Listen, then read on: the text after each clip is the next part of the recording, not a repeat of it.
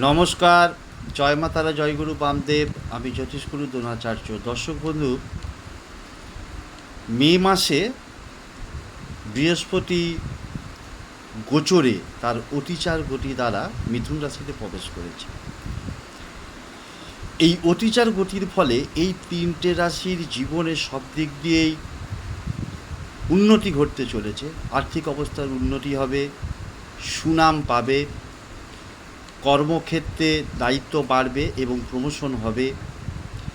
এছাড়া কোনো শুভ সংবাদ পাবে। এই তিনটে রাশির সব দিক দিয়েই জয় জয়কার।